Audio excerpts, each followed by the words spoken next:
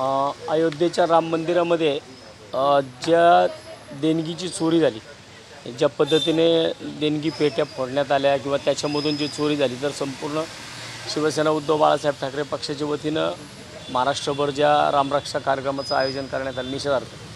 त्याचा कार्यक्रम उद्या संध्याकाळी 5 वाजल्यापासून पुणे शहरामध्ये चालू होतो आहे। आम्ही यासाठी संपूर्ण महाराष्ट्रापेक्षा म्हणजे शिवसेनेने जे कार्यक्रम राबवला त्याच्यामध्ये सगळ्यांपेक्षा वेगळा कार्यक्रम आम्ही रामरक्षा रथ तयार केला आहे आणि हा रामरक्षा रथ पुणे शहरातील सर्व विधानसभा मतदारसंघामध्ये गुरुवार, शुक्रवार, शनिवार, रविवार असे 4 दिवस सलग फिरेल आणि समारोपाच्या कार्यक्रमाला माननीय संजय राऊत साहेब उद्घाटनाला येणार होते, परंतु साहेबांना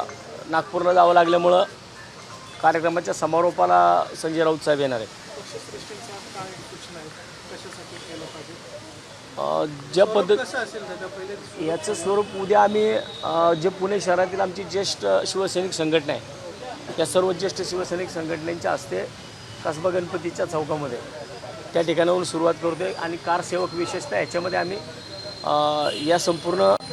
रामरक्षा कार्यक्रमाला जे पुणे शहरामधील कारसेवक आहेत यांनासुद्धा आमंत्रित केलं।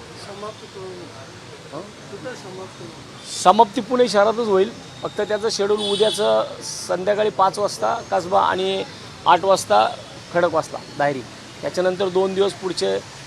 कात्रज आणि धनकवडी असं संपूर्णपणे सगळ्या शहरातील सगळ्या विधानसभा मतदारसंघामध्ये होईल। 2 राज्यातील नेता उपस्थित उद्या तर कोण नाही, उद्या पण पुणे शहरामधीलच सुषमाताई असतील आणि बाकीचे सर्व पुणे शहरातील ज्येष्ठ शिवसैनिक असतील, परंतु समारोपाच्या कार्यक्रमाला राऊत साहेब येतील। साम टीव्ही मी नेहमी पाहतो, त्यावर दाखवलेल्या बातम्या रिलेट करतात।